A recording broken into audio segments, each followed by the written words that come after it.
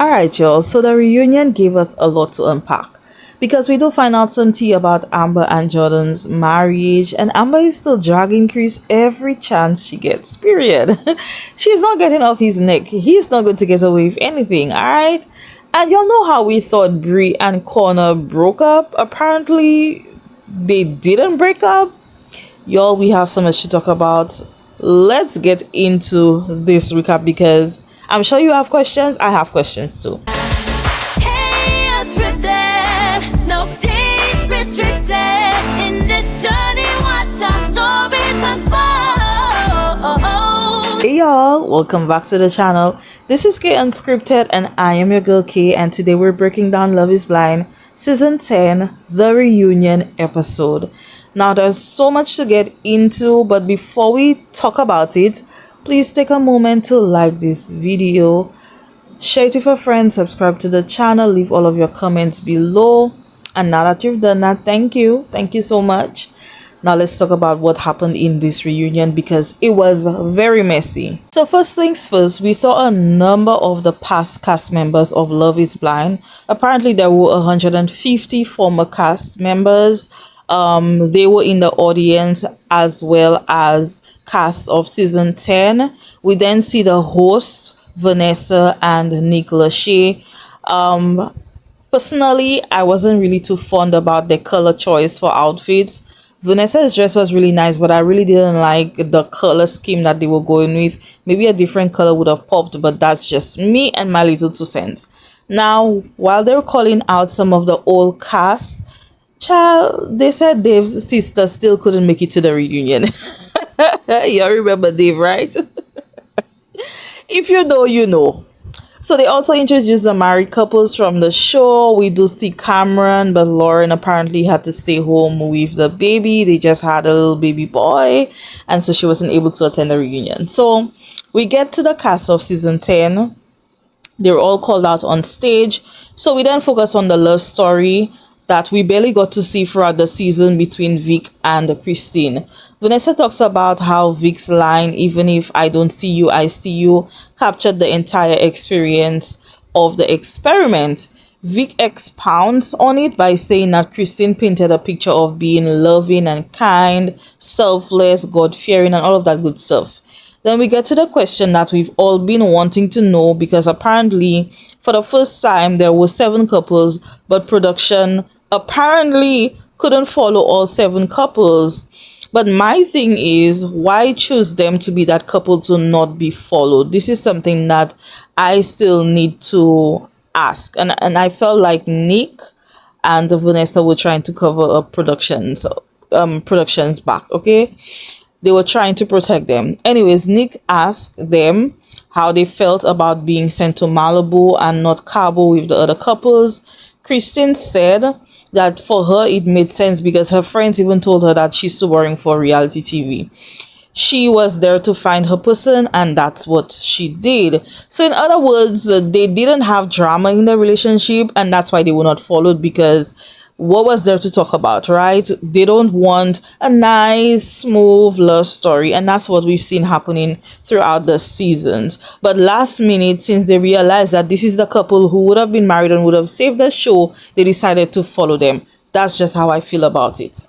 We also found out that they were living in different cities, but they're now living together in Columbus. Vic also shares that the best part about living with Christine is that she makes home a home. Anyways, he says that she's always leaving him notes around the house, encouraging him with quotes, scriptures, words of encouragement, all of that good stuff. He's always ready to come home to Christine. She, on the other hand, says that the best part of living with Vic is coming home to him every day. When she opens the door, she gets a view of him, and that is what she looks forward to every day. They also mentioned that they've spent time with family after the wedding and all of that good stuff. So it's practically going really good between the 2 of them. Another thing that was highlighted in this couple's story is the situation with Christine's dad. We know that she was estranged from her dad and had a hard time forgiving him. She did talk about it and said that after the wedding, they went to see her dad. Vic stayed in the vehicle while she had a moment to have a meeting with her dad. And initially, he wasn't supposed to meet with her dad, but then when her dad asked her if she's dating anyone, she's like, oh, by the way, yeah, I'm married. They got to meet each other. And she also said that she had written down her thoughts to her dad and gave it to him in a book, but she has forgiven him and thanks Vic for helping her through that situation. You know, we love a supportive husband, and I'm so happy to see these two together. I'm happy to see that they're still going strong and they look like they're genuinely in love with each other. So we move on to the other married couple, Amber and Jordan. And child, Jordan looked like he didn't want to be seated next to Amber. He was nervous, he was red, and I'm like, what is happening? Nick then asked how their first year of marriage has been. Jordan wasted no time in letting us know that it only lasted for 4 months and that they're no longer together. They are going through a divorce. And I was not shocked because you all know that on the wedding day, everyone was surprised that they said yes. So that had me thinking that y'all were not supposed to say yes in the first place. Y'all blindsided your whole family. Jordan continues to say that for him, he was aware that Amber had trust issues and there was a lot of damage done by her exes. But for him, it felt like he was constantly having to repair trust for something that he didn't break to begin with, and that took a toll on him. Now, I could understand that very much. He also said that while there were so many ups and downs, the downs or the negatives outweighed the good that happened between them. We also did find out that they never actually moved in together. They were just spending weekends with each other. She was either going to his home for the weekend or he was coming to her home for the weekend. Amber was then asked how she felt about Jordan not moving in to her home since it was always centered around her daughter and going to school and all of that stuff. She said she didn't feel like he was ready to be in a marriage, and she also said it's hard to trust someone who only spends time with her on the weekends. She's always going to him, like I said, or he's going to her. Now, these are all the things that y'all discussed. And Amber, you knew he wasn't willing to move. That man said loud and clear that he wanted to live close to the bar. So he told you what it would have been like. Do I feel like he should have compromised on a few things? Absolutely. But y'all knew that y'all had no business getting married to begin with because y'all were not aligning on so many things. Amber then says that when she envisioned marriage, it was coming home to your spouse, cooking, and having a good time. He said he did spend time with her during the week, but when he'd come, he would cook and then he'd have to head to work in the morning. But she felt like these moments didn't count because she probably wanted him to be around a lot more than just, a few minutes or moments or hours or whatever the case may be. And he felt like she did not really appreciate his effort. So why put in effort if you're not appreciating it? So Vanessa asked if maybe location was the biggest problem for them. She said no, he lives 45 minutes away. Jordan said, well, you only came twice for the 45 minutes away. So what are you talking about? Okay, so she's like, well, I went to 5 weddings on your side. So he's like, well, that's what married people do. And she said, well, married people also live together, period. Yikes, Jordan, she's actually right. Married people do live together. She said she felt like he wanted his cake and he wanted to eat his pie too. Pretty much live his life in his city and just show up on weekends and to have her doing her wifely duties. This is how she felt. Now, Jordan was fed up because he said, Amber, what you're not going to do is try to make it seem like I'm the one with the problem. He said, let's talk about the weddings. I invited you to a wedding. 1 month later, we got married. You missed the entire ceremony. Then you blacked out for about 30 minutes. You were sleeping at the table and then you were cussing me out in the lobby, making a whole scene, embarrassing me in front of my friends and my family. She's saying that he left her in the car and went out with his friends because he was the best man, right? She said, well, yeah, because you were wasted. I was the best man, so you had to Uber back to the place. Now, this is why I don't really agree with Jordan, because if your wife is drunk, right, you have to ensure that she gets home safely, even if it's for an Uber. So I feel like you should have gone home and settled things with your wife. You didn't have to go out with the boys. You really didn't have to. Anyways, he said that there was constant arguing happening and she was crossing boundaries, not showing up to stuff, and he just felt like it was just a pretty toxic environment for him. Now, when he said that, it made me remember when she was getting ready on the wedding day and talking to her friends about having these toxic relationships. In my mind, I always wondered if she played a part in the toxicity in her relationships, but that was just a thought that crossed through my mind. I'm not trying to blame her in any way, but I'm just saying that's something that crossed my mind when he said that. But Jordan also said that his mental health and his well-being was at stake, and he felt like it was necessary for him to step back from the relationship. So they talk about him saying that have a woman with kids is a deal breaker. He said that it was never a factor for him because when he did meet Amber's daughter, he kind of fell in love with her. They had this connection, so that wasn't a deal breaker for him. But Amber was really upset while he was talking about her daughter because she said that Jordan did not even say goodbye to her daughter. He said he didn't know how to handle that situation, but she said that when they did talk, she had to tell her daughter, this is what's happening. She had to kind of pull herself together because her daughter was devastated. She also said that she was willing to go to counseling. She wanted to keep the relationship going, but I guess at that point he was already fed up. He also said that he did not see any improvements from Amber and it was still just constant argument, and so he just decided that this was enough. Now, here's what I think. If you know you have issues, deal with that before you try to get into a marriage. Second of all, I just feel like women or men with children should not come to a show like that. There's just too much at stake. And I'm not saying that you don't deserve to be in love or to have a family and all of that. But I think with the premise of the show, I don't think children should be an additional equation because it's already a lot to go through with just the two persons. To have a child in the equation is just adding a lot more pressure to an already intensified situation. Jordan did apologize to Amber on behalf of her daughter for the way he handled that situation, but you could tell that they're both just so hurt about the situation and it still feels very raw for the both of them. Okay, so now Nick points out that the girls gave Amber the title as Mama Bear and she was the one who actually called out Chris for Jess. And Amber turned around like, I still hate you, by the way. She said, I still hate you, okay? Amber, girl, behave yourself. No, I'm just playing. Say it again. But she had a moment to get everything off her chest. She said what she needed to say to Jordan. She said that he's a good man and he's not like Chris, okay? Period. He's not like Chris. And I mean, I still hate you. That's what she said. And you suck. But Jordan, you're not a Chris. So that makes for something, right? But I really wanted her to roast Alex too. She should have roasted Alex too, okay? Now we move on to Miss Talkaboo and Mr. Pushover. I don't know why I call them that.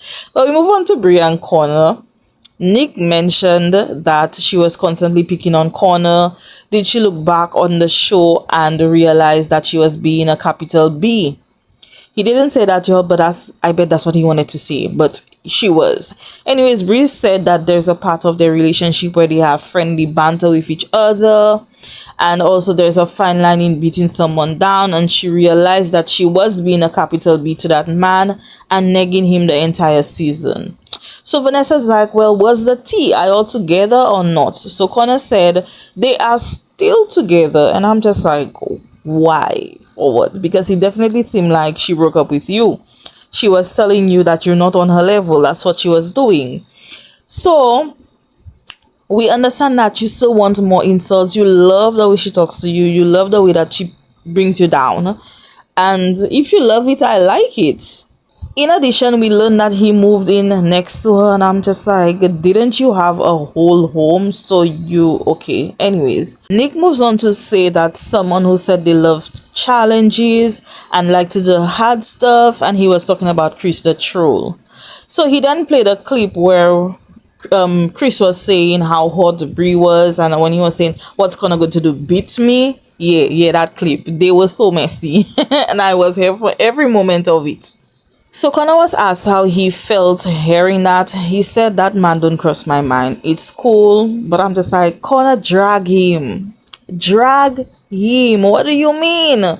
He said he didn't realize what was happening during that time until he saw it play out on television, and he thought that Miss Talkaboo and the troll were just talking about Jess the entire time. Come to find out, when he saw it, they were doing a lot more than talking about Jess. In fact, they were not talking about Jess at all.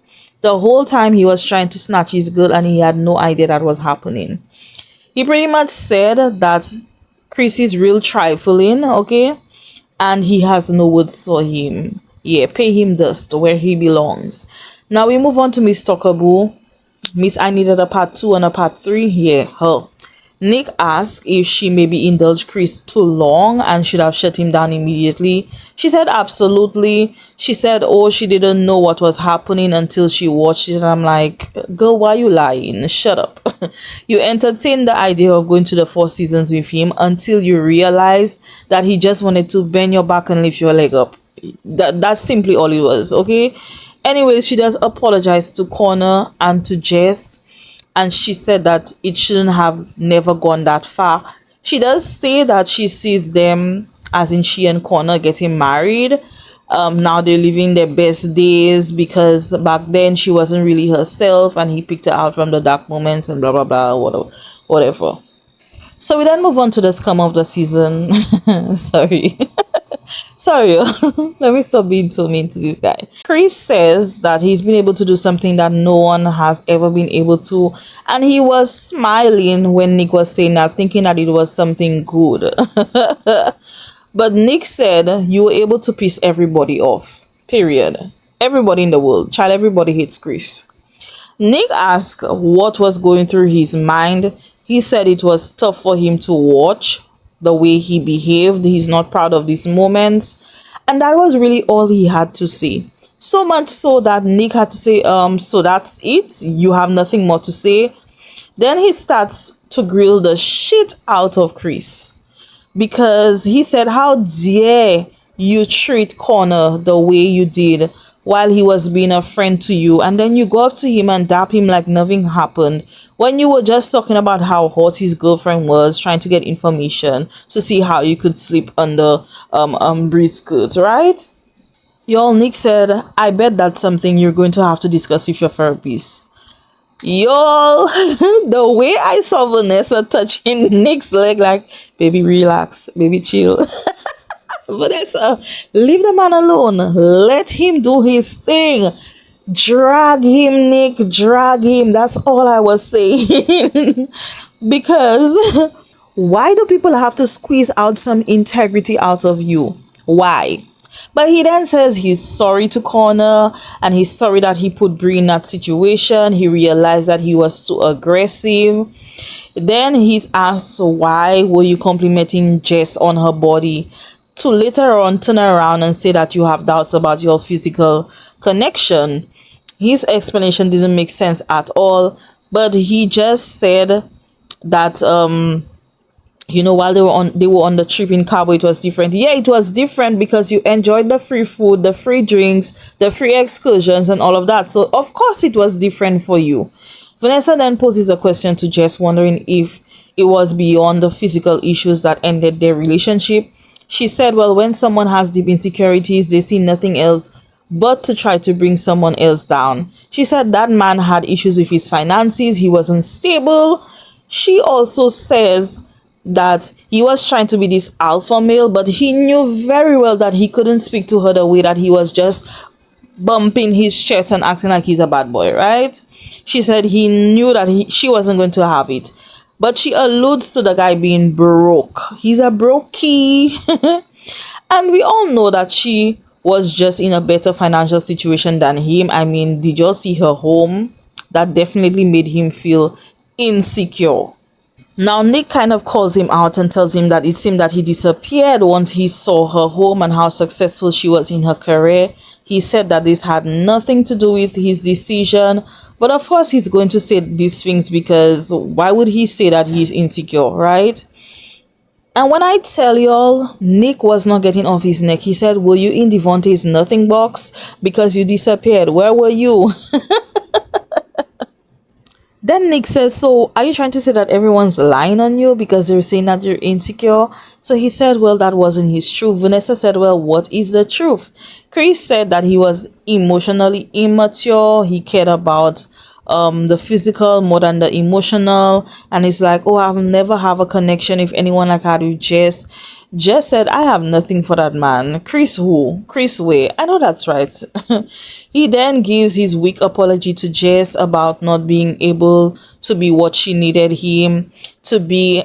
He's sorry for the way he treated her. She said, thanks for the apology and thanks for showing me who you were. Thank you. Next. Period. Vanessa then calls out Ashley, Priyanka, and Brie, who were at that party when Chris was talking all that crap about Jess. They actually did show the clip, and Jess was asked how she felt seeing it. She said she was sad and hurt, and she had no clue that this is what was happening. Had she known, she would have been so much different with him when she did have that sit down conversation with him. She said that was very painful for her, and she said she was pretty much blindsided by that entire conversation. And while saying that, she does break down a bit, talking about how much that hurt her because she expected so much more from the girls. Ashley then responds by saying that she knows she didn't stand up enough for her in that moment, but it was really just so much of a shock that Chris was a different person in Cabo than who he showed when he returned to Ohio. Jess ends by saying that she's grateful for the experience and everything that she went through, and her story is something that many women can relate to, and she encourages women to work on themselves, to love on themselves. So when an idiot like Chris shows up, you're going to be brave enough to say, WTF, dude, like, what the hell, what are you doing here? Okay, period. We do see Harmol, who was a cast of the season. We also come to find out that apparently him and Dr. Jess have been seeing each other. Doctor and doctor, okay? Period. Double doctor. He does say that she deserves all her flowers. He said that in the pods he wanted it to be her, but he really wasn't ready to commit in that way, and he regrets that because seeing what she had to go through because of him not stepping up at that point, he felt really bad, and he really encouraged her and said, girl, you are one of the most amazing women I've ever met. Every room you walk into gets brighter. Every human you encounter walks away feeling whole. And he tells her how proud he is of her, he loves her, and child away. I was crying through that entire speech. That was so sweet. And he's like, by the way, you're so hot. And I'm like, yes, Haramal, yes. So apparently they're dating, they're a thing, and I'm so happy that Jess found her person. We move on to Mike and Emma. Mike says that he was surprised by Emma saying yes. He said that she kind of put him in a position where he almost felt like he had to say yes. And he didn't think that it was fair to give her that amount of time to decide on having children.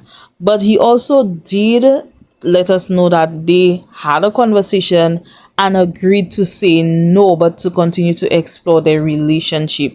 Come to find out, on wedding day in front of everybody, Emma puts on a show and he felt blindsided by her saying yes because they had already discussed that they were going to say no. We also learned that Mike has moved on. He's in a relationship. Emma is still single. She's going to therapy, she's working on herself, and I feel like that's what she needs to be doing. But I could tell she looked a little salty when she saw that Mike had moved on in his relationship. Okay, so we move on to Margot Barbie and the field athlete. We move on to Ashley and Alex. Nick tells him that he made a lot of comments about being so confident, but there were a lot of changes in his story. And he was like, what changes? Can you point them out? Nick said, well, there were a lot of gaps in your story about Austin. And he's like, I don't see no gaps, but go on. And I'm like, can you please relax, okay? You're being an asshole for no reason. So he said that he felt like Ashley was pretending for the cameras. Once the cameras came up, she was being a certain type of way. When the cameras were down, she was being a bit different. He was very adamant that there was no overlapping, there was no cheating. He said that he was honest about his timeline in Austin. She says that at the mixer, he was literally lying to her face.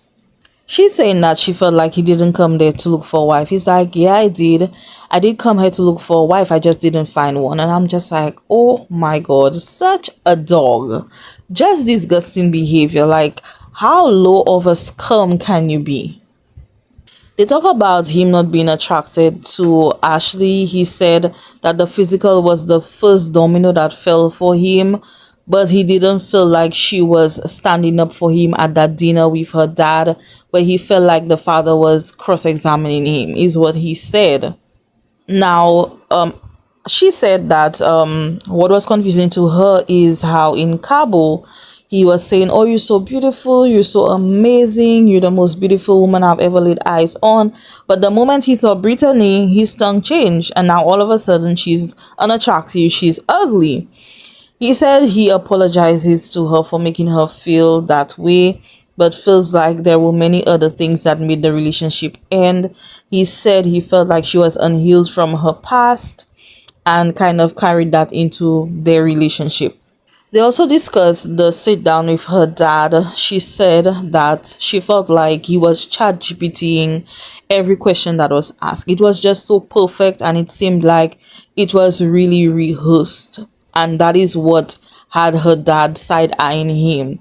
They also talk about her wanting to be intimate on her cycle. He said he's pretty much sure he alluded to other things that led to them not being intimate. Then we move on to the moment she read him for filth at the wedding. She said that she woke up on the day of the wedding and wrote in her notes, and she just needed to get everything off her chest, which had me confused because when you did your private confessionals, you were just saying how amazing this man is, how much of a good father he's going to be. So y'all were both putting on a show at this point. He said he felt blindsided in that moment and it was very disappointing. We also learned that he now lives in Arizona, and apparently his roommate is the nothing box guy Devonte, who hates black women while the whole time he's being a black guy. Yeah, that guy. Yeah, no surprise here at all. And I don't know why we needed that piece of information, but that's also what we learned. So we move on to the nothing box guy, the black woman hater. Okay, we talk about their relationship. Brittany said that she wasn't holding back. She was trusting the man who said he loves her, and she was very surprised to see some of the things that he said about her in her house. She said that while they were in the pods, she did tell him that she bought her dress. So the fact that he came on camera saying that it was a red flag, if he really did feel that way, he should have left her all the way in the pods. Now, you know you had no business getting engaged to that man at all. You had no business staying in that relationship. But then it had me thinking, was he making her feel one way? Were they having private conversations and that's why she was so delulu? Or was she just delulu? I don't know. We need answers. Nick tells him if he realized how misleading he can be with Brittany. He said he's always struggled with being direct with people because he doesn't want to end up hurting them. And I'm just like, boy, why you lying? No, you weren't. You were put off by the moment you saw what she looked like because you don't like black women. So once you saw she was a black woman, you were already turned off. He's saying that there was so much pressure on him to marry her and how no one was allowing him to make his decision. And I'm just like, who are you talking about? I needed to know, was it her family? Is he alluding to her family pressuring him to marry her? We want to know because she never got to meet his family. We also learn that once he left the house, which is the scene that we saw 2.5 weeks after filming. She still had not seen him. She was still wearing the engagement ring. She also said that she reached out to him and asked if he still wanted the relationship, or if he did not want to be in a relationship with her anymore, let her know so she can move on. And he told her that he does want to continue the relationship with her, but he's just processing. And apparently he tells her that he's also going on a work trip, but come to find out, he went on a trip to Austin with a few of the girls on the cast. And once he returned, he then tells her that he cannot show up for her, and he disappears. Come to find out that the girls were Brie, Ashley, and Priyanka. Now, I'm not surprised about Brie or Ashley, but why is Priyanka always in the middle of some mess? Girl, what is going on? Then Connor says that to him, it was a girl's trip. So it looked like he didn't even know that Devontae was going to be there. Now, guess what? Apparently, it was Brie who invited Devontae because they went to dinner. Now, why are you all going to dinner? That's another question. Are you all that close? Okay. Second of all, come to find out that Brittany didn't know. She never knew. Okay. The other thing we learn is that Devontae spent the night at Priyanka's Airbnb with Ashley and Brie. Okay, so what were you doing there? So Priyanka said, well, she was a little bit blindsided because when she went to pick up the girls from the airport, he's saying that his Airbnb did not come through, did not connect, or whatever story. It was weird that she does apologize to her, but she did say that they're not that close. So she didn't feel like she had to say anything to Brittany. But what about the rest of y'all? Because the way she found out is through Amber, who found out through Jordan. But Jordan didn't want to see how he found out. And that was just a little too messy for me, because what is happening? Why are y'all going on a trip with this guy? For what? Then there's a moment where Brittany dad asked Devontae if he's okay. Now, I thought he was being shady, but he was actually being nice. I thought he was saying like, are you okay? But he was really asking if he's okay because he's getting a lot of pressure. As he should, because he's a scum, right? He's asking Devontae, did you lie to me? When I asked you if you were ready to marry my daughter, did you lie? And Devontae is still lying through his teeth, right? Then we also learn that Devontae said that he has a child on the way and he is also engaged. Brittany didn't seem like she knew that information. Everybody seemed shocked by that information, but she also said that this doesn't faze her. We also learned that Zach and Bliss are expecting the second child, and it's going to be a boy. That was nice. That was a nice moment that was shared. But we end with the only married couple, Vic and Christine. She shares that her life has changed in so many ways. She feels lighter, she feels safe, and so supported by her partner. She said she often looks back and realizes that she's found her person. Vic said that his faith has changed a lot, and that God gave him his greatest gift in Christine, and he makes sure that he not only pleases God, but he serves Christine every day. They also get gifted a honeymoon from TurboTax, and I'm just like, is that y'all trying to compensate for doing this couple dirty? Come to find out, they were the only couple getting married. Now you're trying to make your wrongs right. Okay, yeah, love is blind, we see you. And I could just hear Jesse was saying, Chris, call in with your raggedy ass. Now that's all I have for this recap. But before we wrap up, I just want to take a moment to say thank you to everyone who has been watching these recaps and following along with me through this whole season of Love is Blind. It's been a lot of fun breaking down everything that's been happening throughout this entire season and reacting to all the chaos that's in this show. And if you've been watching the videos and enjoying the recaps but you're not subscribed, please feel free to hit that subscribe button so you can keep up with the next ones, because I will be recapping another show. I did mention it in my previous video. I'll definitely be covering more reality TV and more shows. But seriously, thank you for being here and spending a little time with me and my channel. I really appreciate it, and I'm glad we got to experience this season together. All right, y'all, that's it for Love is Blind. Until the next show gives us something to unpack, I'll see y'all in the next one. Bye.